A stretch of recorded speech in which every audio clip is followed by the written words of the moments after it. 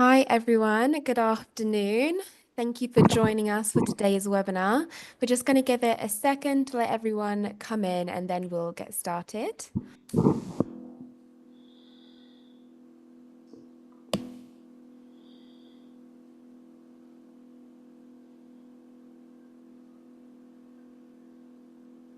Good afternoon, everyone that's just joining us. It is 12:02, so we are going to jump straight in. But thank you again for joining us in your afternoon break for today's webinar. We're delighted to have you here with us. I'm Bethany, I'm the Marketing Comms Manager here at Big Give. Delighted to be joined by Sahil, my colleague, and also Anna from Figurative to host this session.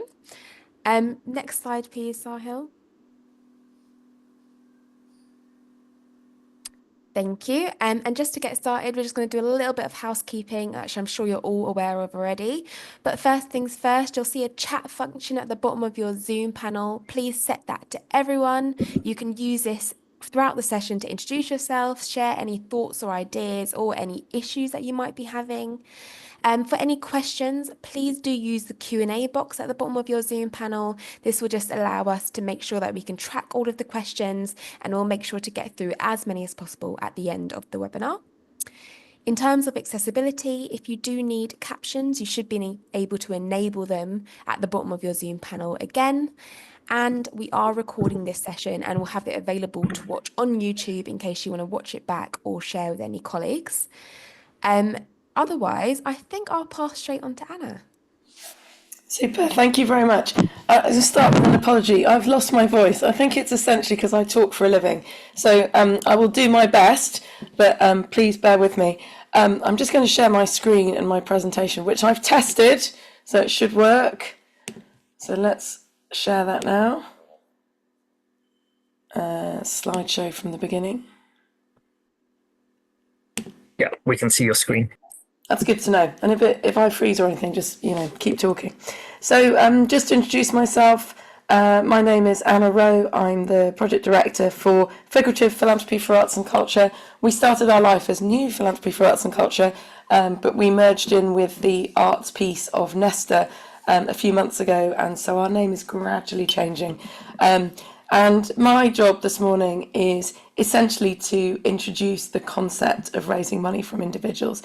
Now, I know from looking at the list of attendees that many of you will have experience in this area. So my apologies to those experts to whom I'm saying things you already know.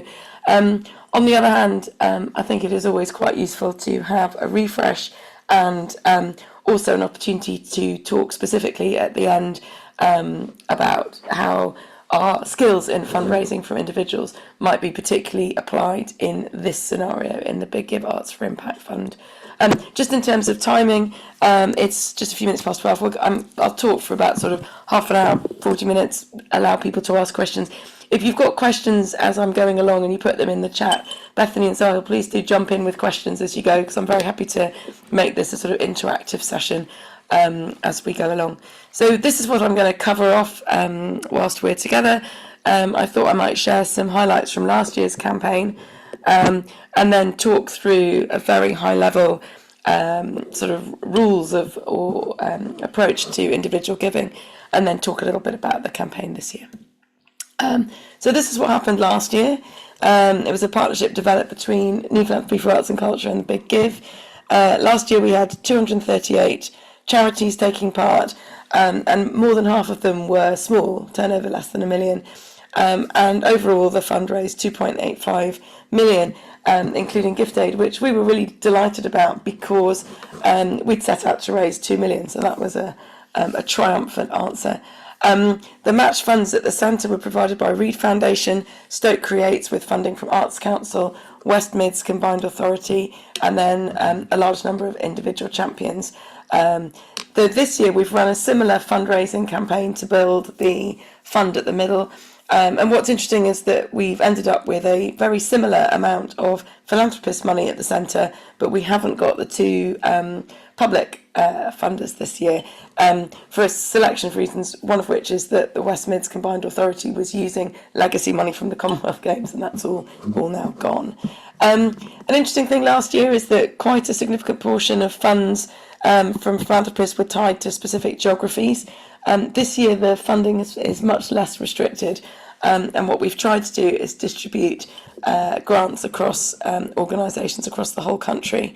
The other thing I will say about this year is that if we had 238 charities participate last year, that was against more than 300 applying. This year 450 applied, so it's been a much more competitive process, so congratulations to all of you that are here.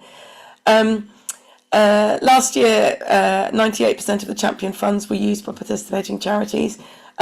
What that means is that those organisations were successful in raising money up to, in aggregate, 98% of the money we'd raised at the middle.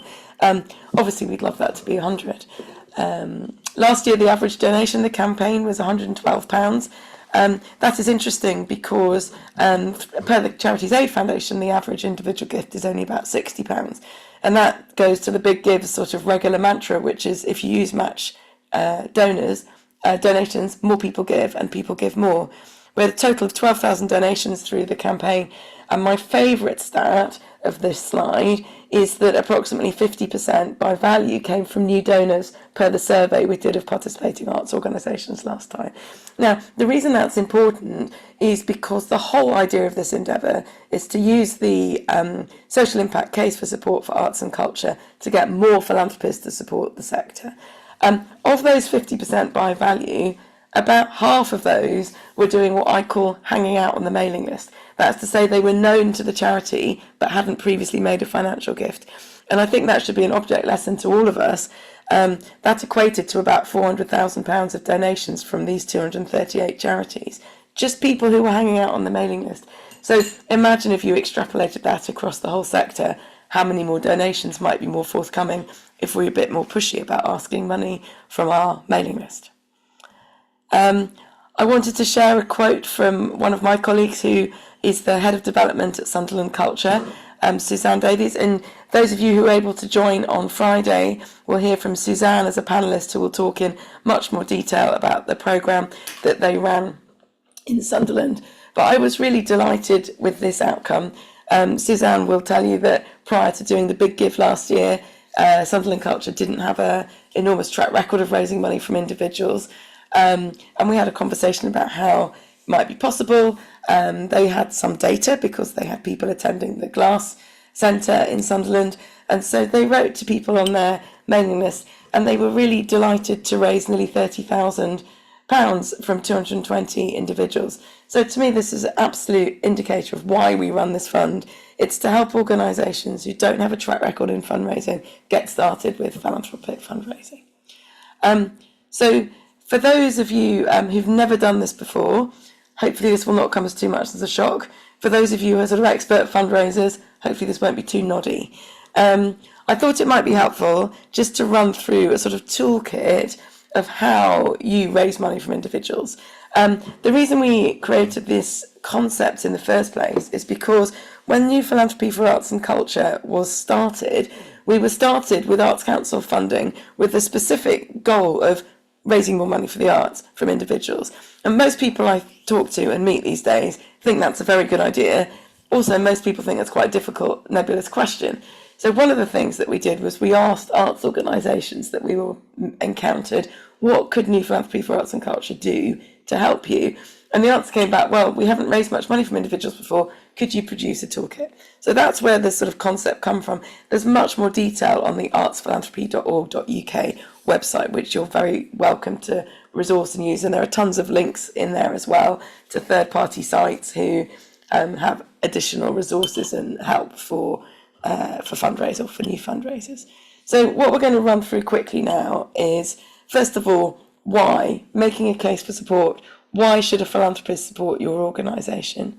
Secondly, how you create a culture of philanthropic support. in your organisation. And I'd like to say very clearly that I view fundraising as a collective responsibility of staff, board, artists, volunteers. It's a team effort. It's not acceptable to have a board meeting where everyone turns around and points at the development director and says, why haven't we raised any money? To me, that's absolutely anathema. Third question, which people often ask is, well, it's all very well to ask for money, but who do you ask? So we'll talk a little bit about that. Next question is, how do you ask for money? And even seasoned fundraisers can find it quite challenging to ask individuals for money. It can be intimidating. Know the rules. That's my most boring slide. You're welcome to drink your cup of tea at that moment, but it is important. And most importantly, at the end, look after your donors and don't forget to say thank you. I gave a seminar for arts organisations in London on Monday, and there was a lady there who told me an absolute horror story of a donor who was a board member who had given money successfully over the years to the organisation. She'd then become disenchanted with the organisation. She'd left the board and she'd asked for her money back. She said, had I ever come across that? And I said, well, that's an absolute horror story. And I did say, don't forget to say thank you. If a member of your board gives you money, notwithstanding the fact that they're part of team fundraising, they are donors and you do need to look after them and say thank you to them too. So, making the case for support. Why should a donor support your organisation? What makes you stand out? What is your charitable activity? What is your philanthropic cause? How will the funds they give you be used? So, for example, you might decide that what you do as a music organisation is that you want to use the money to work with children. But what are the benefits? What are the impact on the children of doing that? Why is that something that someone should support as opposed to your other work? What about the fact that your work is improving the quality of life in a particular place? The New Philanthropy for Arts and Culture work involves creating partnerships in a selection of locations around the country. And we spend a lot of time working with collaborative charities there, talking about what is the case for support for that location. So why would philanthropists want to support arts and culture in a particular place? It's partly to do with quality of life. It might also be to do with economic impact. It might be to do with employment opportunities. It might be to do with training. It might be to do with lifting people's horizons. I spent 2 days in Southport the week before last, which is in the news for all the wrong reasons. And it was the most positive 2 days because we were speaking about how to use arts and culture and the case for arts and culture to change the narrative around a place, which has had a really terrible 9 months. The cause should really be at the heart of why a charity exists. And your case for support should be consistent across your activity reports, your website, your fundraising appeal, your postcards, your social media. It needs to be completely clear to a philanthropist what you do, what the need is, why you do it, how much money you need, and why they should support you. This box in yellow, I'm sorry, I'm rubbish at PowerPoint. I see I've just highlighted it rather than make an actual box. On the Arts Philanthropy website, there are about 40 case studies of brilliant arts organisations, I'm sure including some of you, who, just with case studies of their work and their social impact. We wrote those case studies for 2 reasons. First of all, to make a case for support across the sector as a whole, but secondly, to have examples of a case for support for people who've not made one before to use. So please do go and use that resource if useful. So that's making the case for support. The second thing about making the case for support is, can you get your senior advisors and advocates to help? Can you get your beneficiaries to help? It's all very well for me to tell a donor that I'm excellent. It's loads better if somebody objective tells my donors that I'm excellent. So how might you do that? So you can ask your donors, you can ask your board, why do they think another donor should join in? Why do they support you? What made them join the board? What made them give you a donation? What skills can they help with? Can they use their network? Can they champion your cause on their social media? Using their network is important. This campaign is all about trying to get new donations into each of your organisations. It would be perfectly possible for you to get existing donors who would support you anyway to put their money onto the Big Give platform, trigger the match funding, and I'm sure some people will do that. It was something like 17% of donation by value last year, and that's fine. It's sort of cheating, but more than that, it's a missed opportunity. The idea of the match funding is to get new people across the threshold.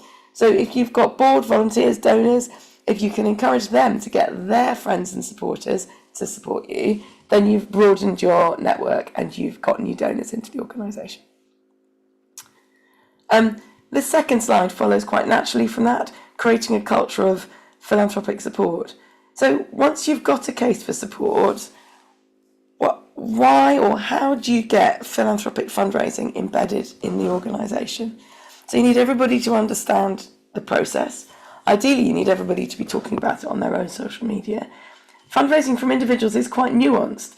You can't just put up a poster like in the old days and expect that somebody will turn up to your event or give you a donation.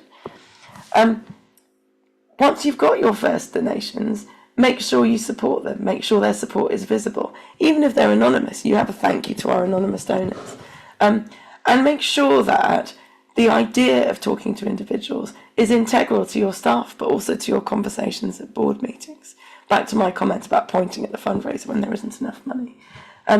I did a seminar in Middlesbrough a couple of years ago, and I asked the assembled arts organisations how many of them had experience of raising money from individuals. Only one person put their hand up. There were about 25 people in the room. So I immediately thought that was very interesting, that one person was working in a different way. And it turned out that she worked for the National Trust. So over there's a membership department talking to 5.7 million people, including me. I'm a member of the National Trust. So I thought that was slightly cheating. But what I thought was interesting was that everybody else in the room hadn't engaged with this topic. So it's a sort of mindset. You've got to believe it's possible. You've got to have the confidence to ask. You've got your case for support.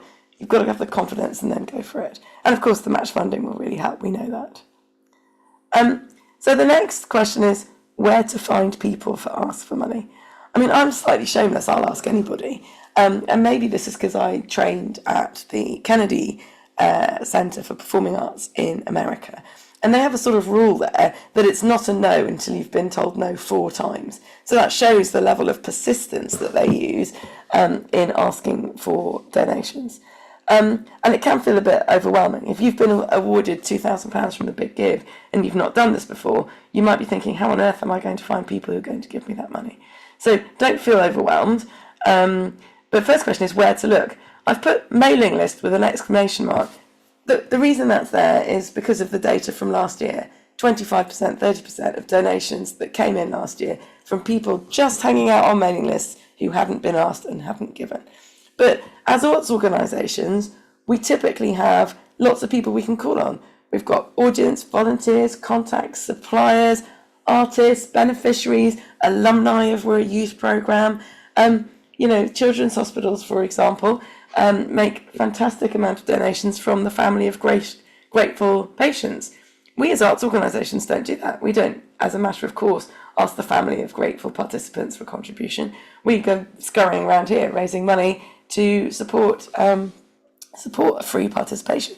But we could absolutely ask them. Some of them will be able to help you. We could have local partnerships. Many of you will be familiar with your local community foundations.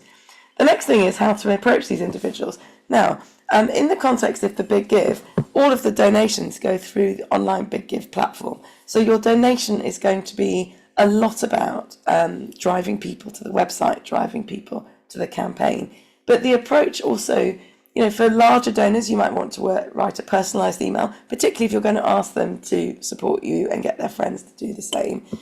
Or if you want them to make an incremental gift over and above what they would do anyway. You want to set the tone of voice right. You want to be grateful, friendly, welcoming, inclusive. Make sure you highlight the sorts of benefits that you might offer. I'll come back to that in a second. Highlight exciting events that you've coming up. Show them what a brilliant organisation you are to be associated with. And as part of those individuals, definitely write to your existing donors. One of the festivals that I'm involved with, we had a conversation at board level about this opportunity, and I had a sort of slightly radical view that we should maybe not invite any of our friends and patrons at all to give, because we don't want any cheaters. But I thought if we wrote a nice letter to our friends and patrons and said, we know how much you enjoy being our friend, wouldn't it be wonderful to introduce one of your friends, and here's an opportunity where their money gets matched. It's a different tone from just putting out the begging bowl. One idea, and this is slightly outside the Big Give, but if you've never done this before, by all means start small, have a crowdfunding, ask for small monthly contributions, and create opportunities to give at different levels. Organisations who are well entrenched in arts fundraising will have friends and patron schemes with laddered benefits and laddered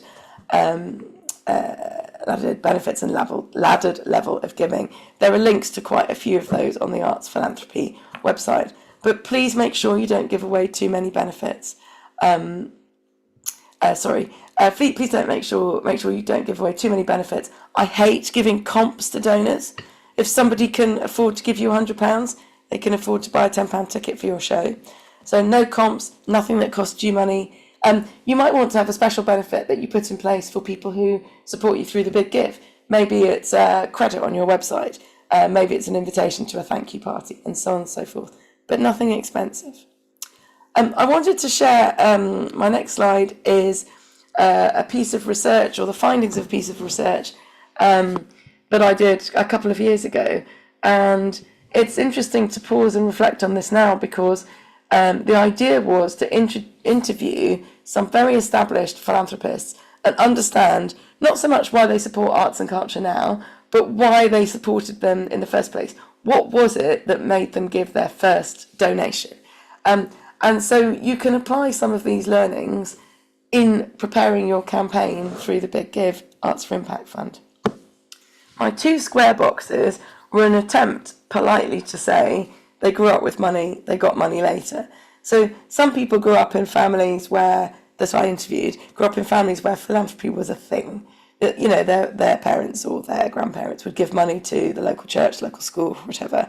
So they just grew up thinking that was a normal pattern of behaviour. The impetus employment picks up somebody who maybe received a big pay rise or a big salary or a bonus, or they sold a business, they were an entrepreneur, and they suddenly had money and they didn't know what to do with it. Some of these things are interesting because they don't necessarily play out in your day-to-day experience. The sense of duty that people feel to give money to the arts. Governance role is very significant. Many of the philanthropists that I interviewed said that they first gave money to arts and culture because they became a trustee of an arts organisation, and they looked at the figures and they saw that the arts organisation was in need of some help. It's also quite difficult as a board member to ask your friend to give money to a charity if you're not going to bother. I don't need to do this, but you can. Not a very good philosophy or indeed psychology on the guest. My favourite one on here, which I'm not sure we're going to be able to pull out of the bag for the big give, but a number of people that I spoke to said that they had mentors in philanthropy. So one chap said that when he was working in his investment bank, one day his boss sort of patted him on the shoulder and essentially said to him, you've earned enough money now, it's time for you to give some away. I mean, if only all investment bankers of a certain seniority did that. But the 2 bottom left ones are perhaps most relevant to this campaign. One is the affiliation with a cause. They really like what you're doing. And then the last one at the bottom, the personal connection. Personal connection might be with you, might be with your artists, might be with your board members, might be with your volunteers, might be with your beneficiaries. So these are all things that you can use as you're crafting a campaign and starting to talk to potential supporters. Then you have to actually ask for money. Some people find this quite difficult. There's a piece of advice or old adage which is, if you'd like to ask for money, maybe you should start by asking for advice. And the reason this has come about is because often people ask for money and they just get advice. Oh, well, I can't help you, but why don't you do this? Which is actually not enormously helpful. So you want to prepare a strategy in advance. There is literally no substitute for having a rehearsal. We know this from our artists. No one will just walk on stage and perform. But people very often go into a donor meeting without preparing a script and without having a range of options in case the conversation goes a slightly curious way. It's important to judge how much money to ask for. There are all kinds of stories of wealthy philanthropists being offended by being asked for too little money. So you might want, again, to have different building blocks of level of support which tie into different levels of benefit so that they can appeal to different sizes of donor wallet. Peer pressure definitely works. I'm going to support this, please will you? Peer-to-peer ask is a particular effective, so I ask my friends as opposed to someone that I don't know asking me. Match funding we know is a proven motivation, clearly, big biv. And special events can also be helpful.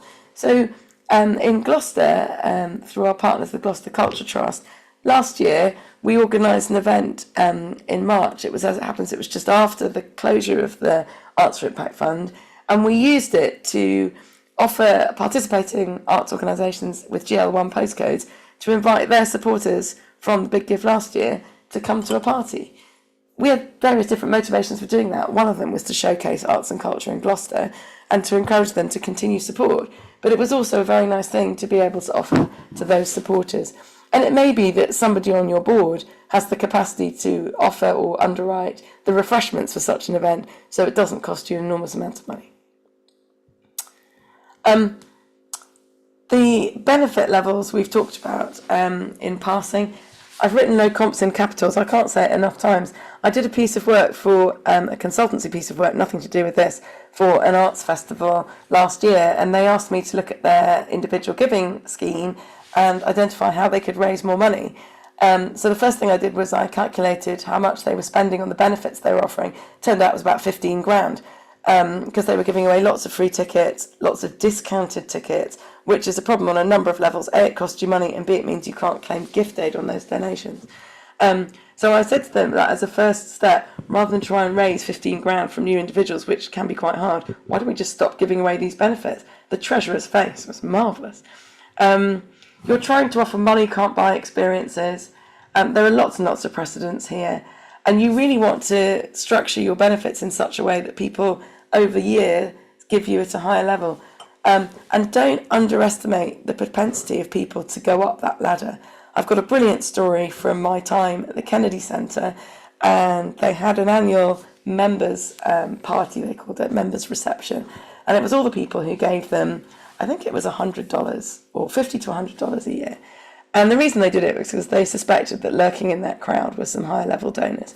And in your organisations, you will have some people who give you £10, £20 a month, low level gifts, who might be motivated by the Big Give Match Fund to give more money. Anyway, to cut a long story short, at this reception in Washington, they introduced a new season that was coming up, and I think it was all to do with Sondheim. And a lady in the room tapped somebody on the development, in the development department on the shoulder and said, I'd like to do 500. And they were absolutely delighted because, you know, they were giving 50 quid before, $50, $500, that's a tenfold increase in donation.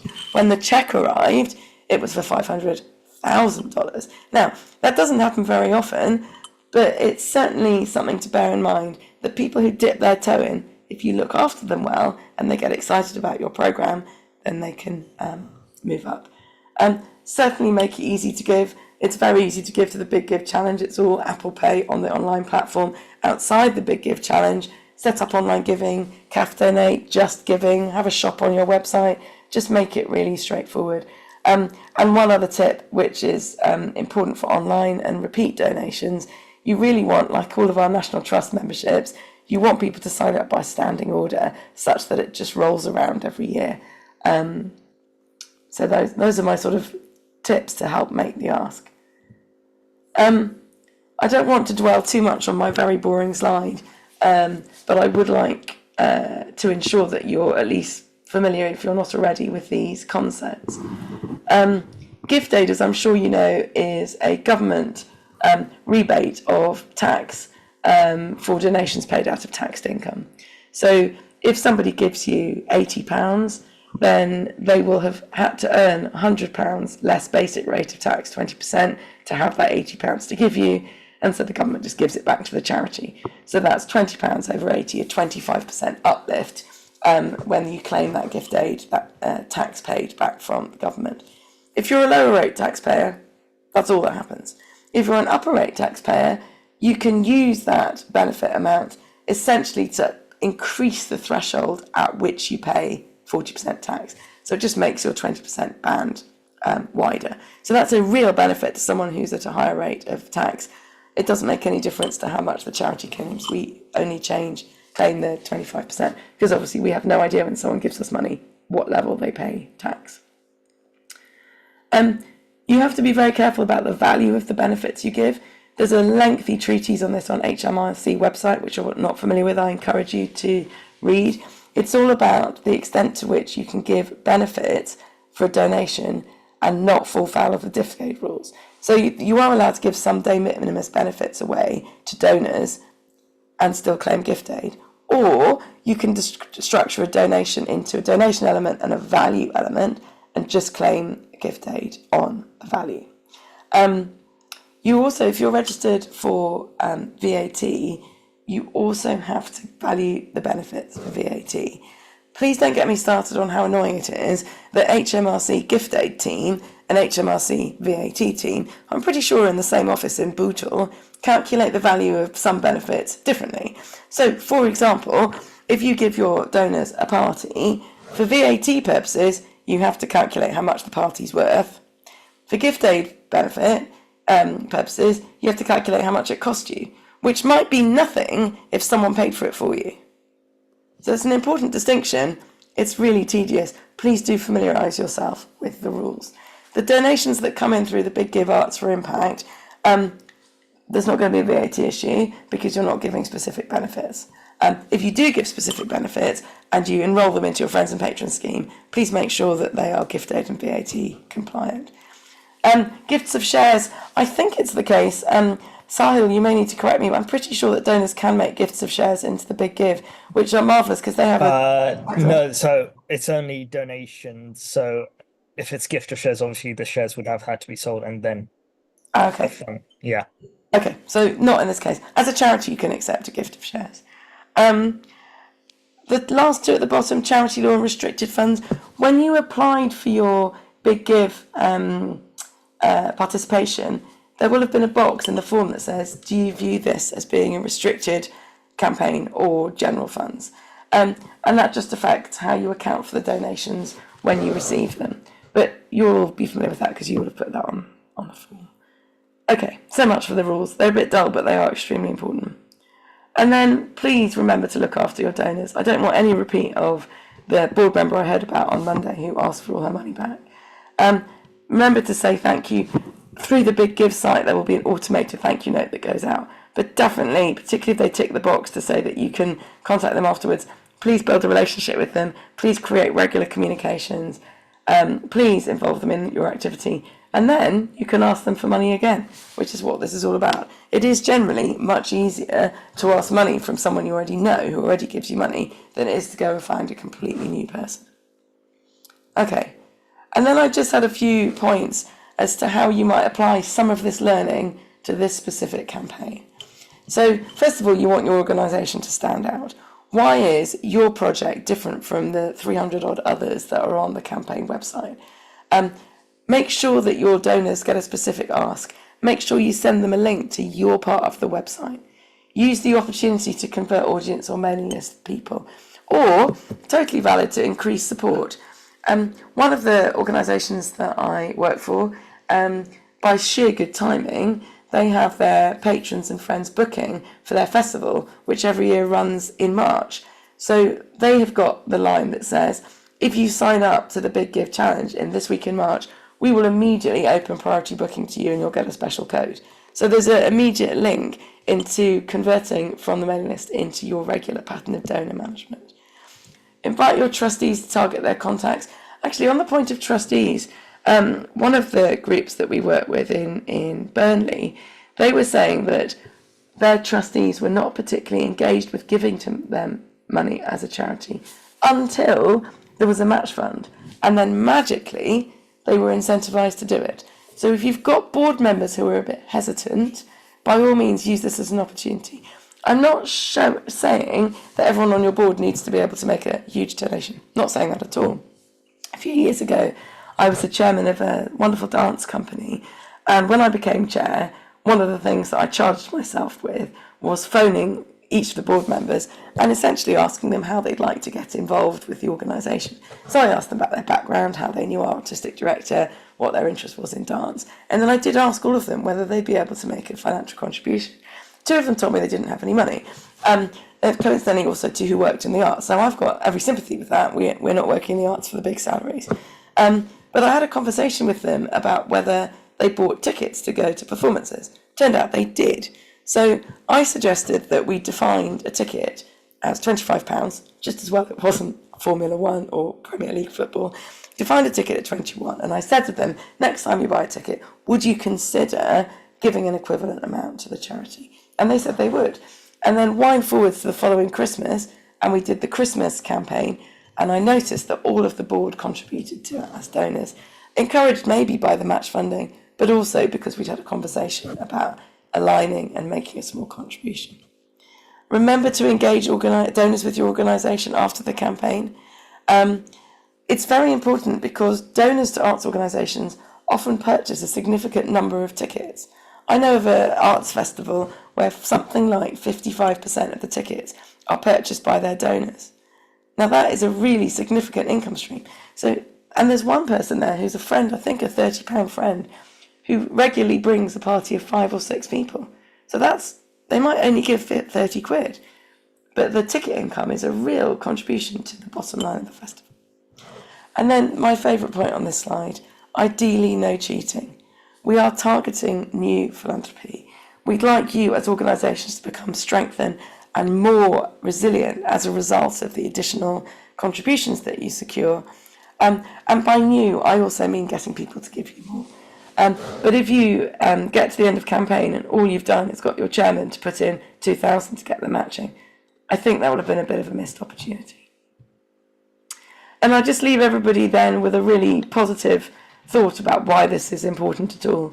When we started New Philanthropy for Arts and Culture back in 2019, we started to think about why people should support the arts as a whole. I mentioned our case studies earlier on. We published them in a book, really bad timing for a book, 25th March 2020. We didn't end up having the conference that we planned. We were all at home, locked in, but the quote is valid. And this is kindly provided by Sir Nicholas Sarota, the Chair of Arts Council. Why should philanthropists support cultural causes? Why are the arts deserving of donations? Arts, culture and creativity change lives, promote well-being, ease loneliness, enable individuals and communities to tell their stories, to which I would add economic benefit, enjoyment, employment, opportunity, and many, many more things. If you have any questions, please do get in touch, or I should have written on here, hello, buy the big give.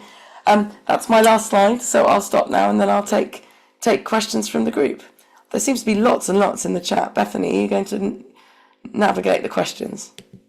Yes, definitely. Me and Sahil will manage together. I'll But there is really one. quickly to get through 27 questions.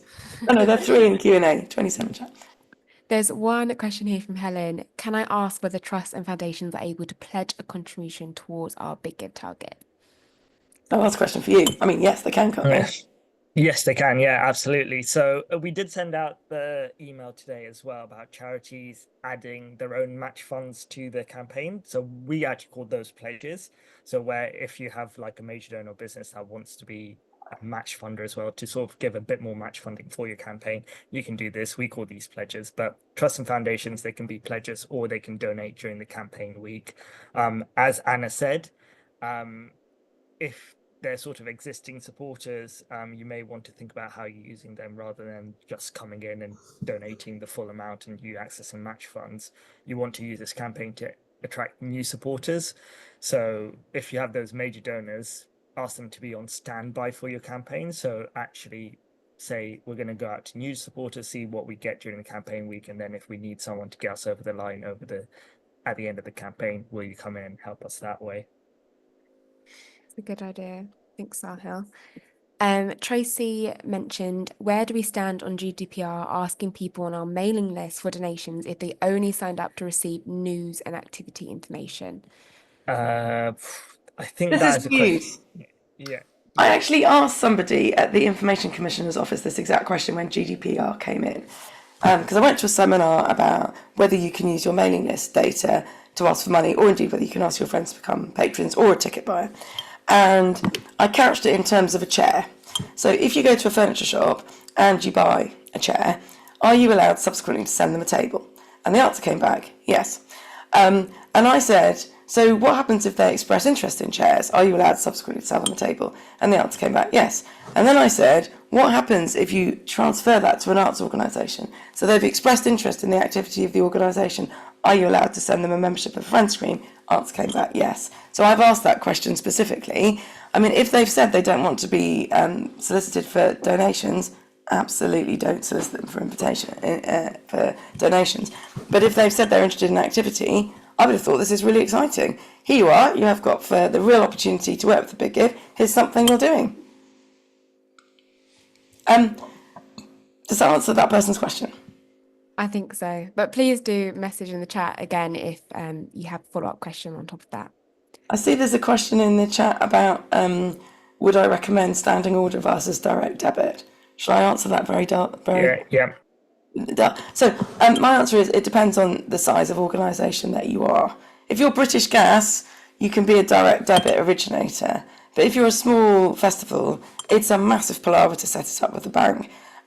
So when I used to work at an orchestra at the Age of Enlightenment, and we were a direct debit originator there because we were big. Little festival I run, we have standing orders because we're small. So by all means ask the bank, your bank, what is necessitated in setting it up, but it is quite a faff. Now, the benefit of direct debit versus standing order is if you change the cost of your Friends programme, then all you have to do is write to your patrons and say, so the patrons programme used to cost 100 quid, now it's 110, your direct debit will be £110, and then you just help yourself to £110. Whereas a standing order, the change has to be made by the patron. So it is a more difficult change, but that's the playoff. Typically, people don't change the boundaries of their friends and patron scheme very often. What they're trying to do is get their patrons to move into a different boundary, not move the amounts. Great, thank you. Next question we have here is from an anonymous person. They said, we're a small music charity just starting to focus on philanthropic giving. We're a bit stuck when it comes to the benefits we could offer donors. We have a music studio where young people work with a producer to create and release music. We have floated the idea of donors being able to come and experience a music session for themselves. However, this would be costly due to musician fees. Any ideas? Welcome. Oh yeah, where should I start? Why don't they come and watch some of your young musicians having a session? That's free. You're paying for it anyway. Or you could send them a newsletter or keep track of your young musicians. One of them will get a recording contract before you know it, and then you can share that. You could share, but if you go and have a look at Music Works in Gloucester, which is a brilliant organisation which has got studios for young musicians, go and have a look at what they're doing. So there's three. Watch a session, newsletter, tell them about the alums. We have a question here. I did something I run a little training program for young professional musicians, and we have observers come and watch masterclasses.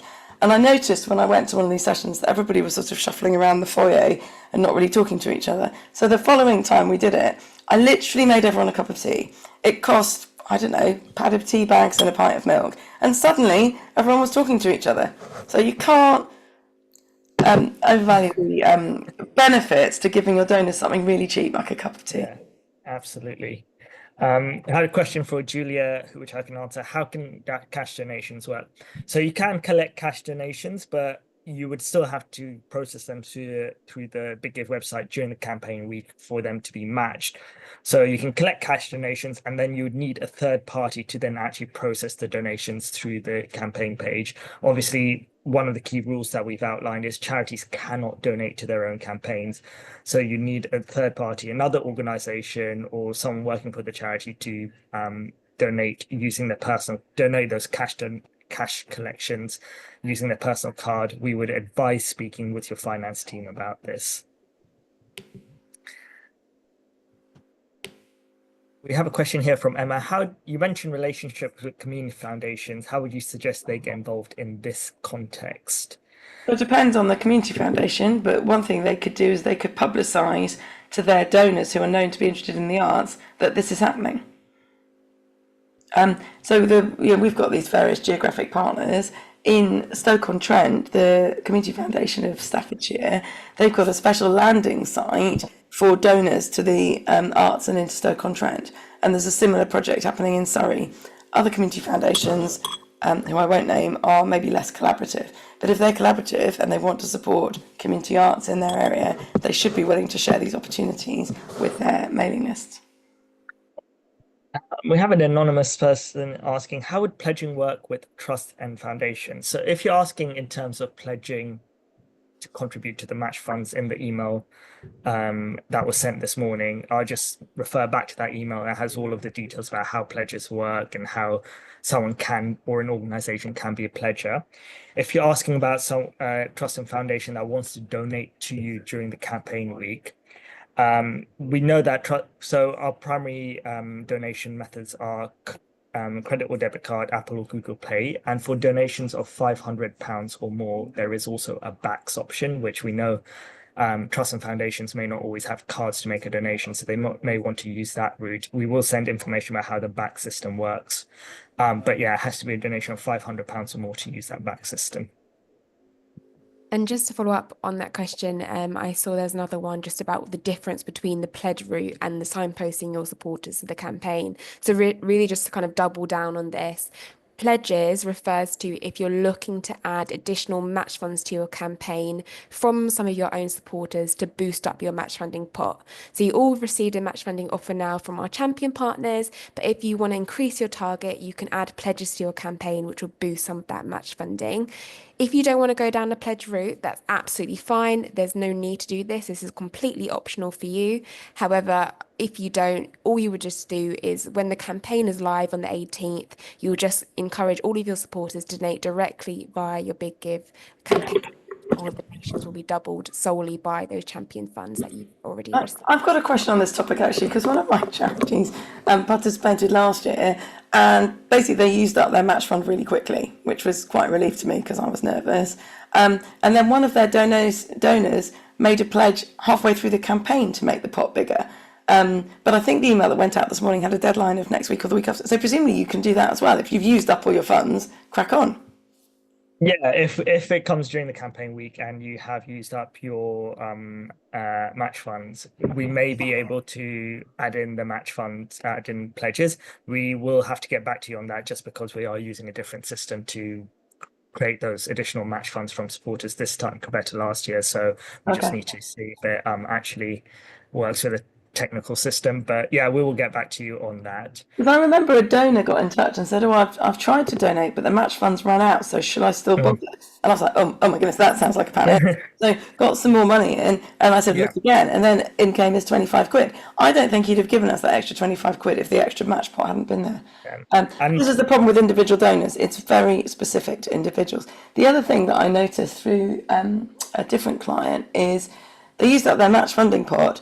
And then over here, there was some sort of slightly weird, unusual, out of sequence activity on the CAF Donate site and on the website because they thought, well, they couldn't donate through the Big Give. So they just went and donated anyway, which I thought was quite interesting. It was that the existence of the campaign week encouraged more people to give money.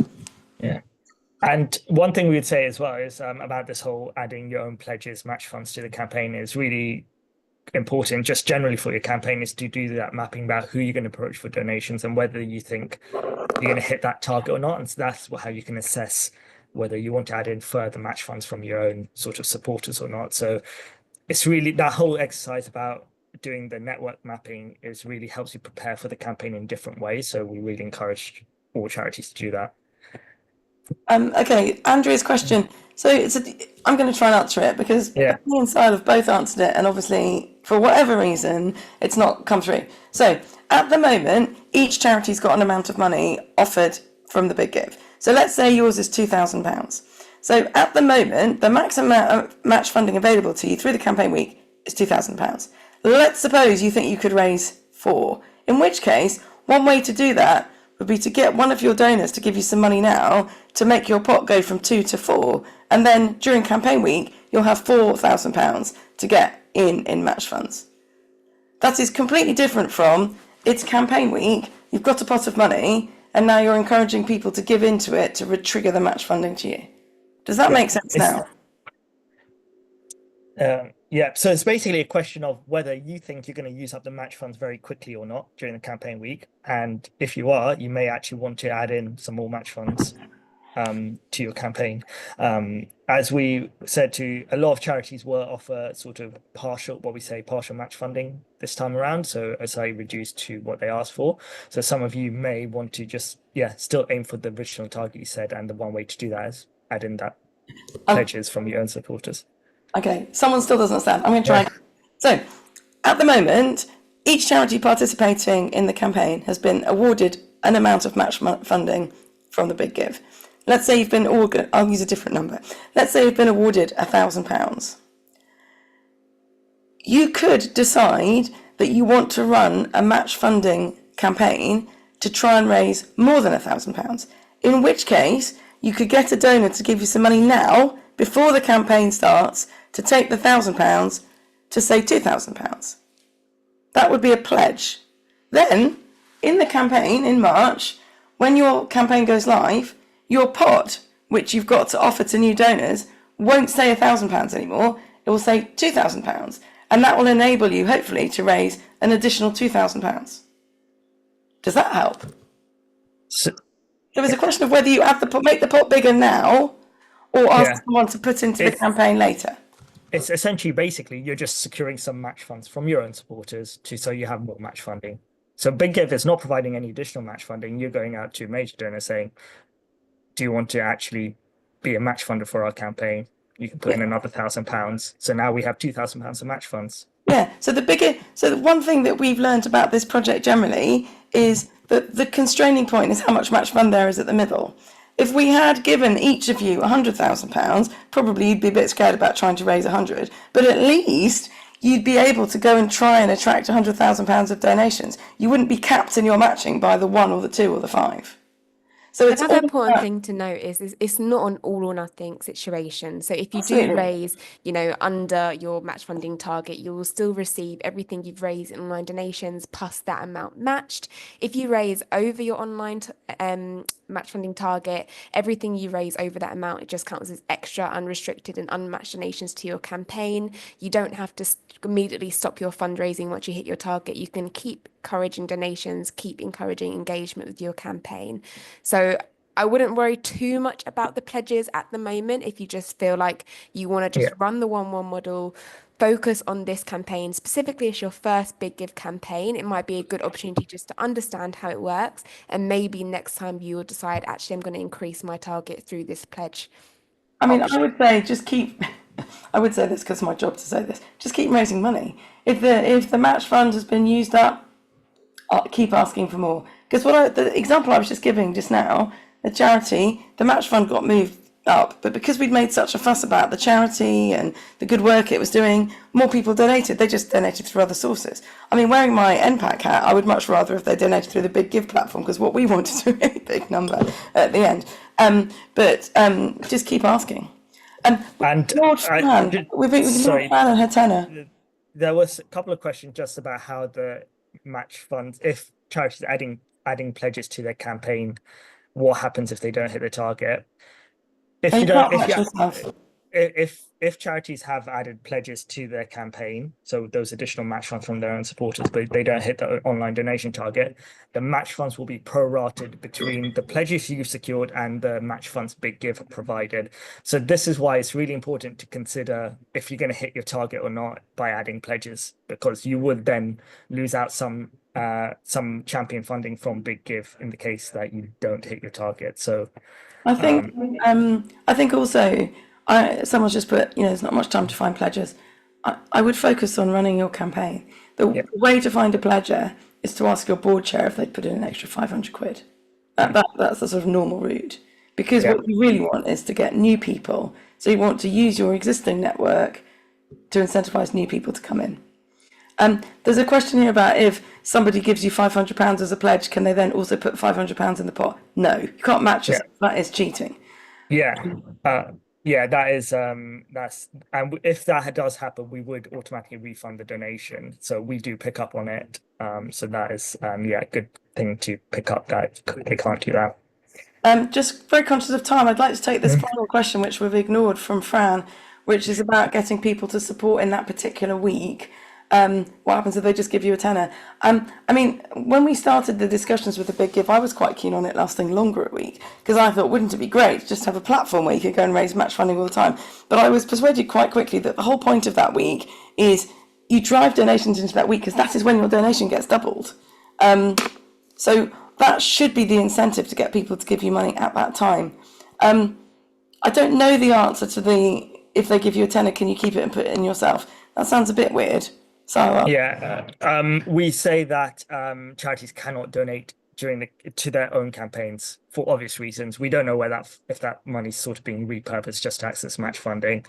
You can run a cash drive before the campaign week, but as we said before, someone else will have to then collect that cash and then donate it to your campaign, if you want to do that.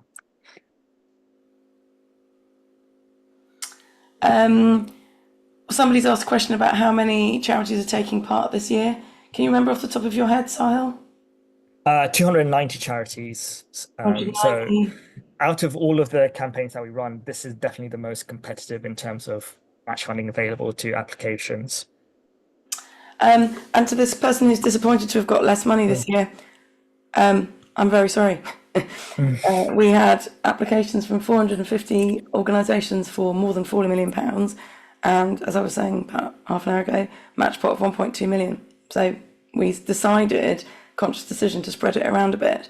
And I was extremely clear right at the outset of this programme.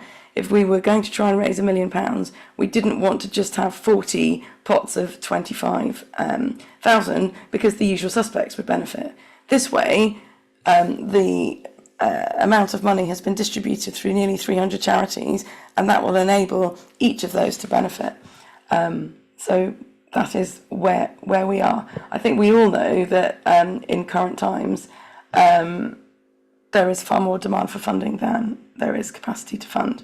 That's true of the Arts Council. It's in spades true of the trusts and foundations, who are, in many cases, oversubscribed. So what we really need to do is increase the philanthropic support. Super. And nice place to one last question. If you do hit your target during the campaign week, you can still receive donations via your Big Give campaign page. They just won't be matched.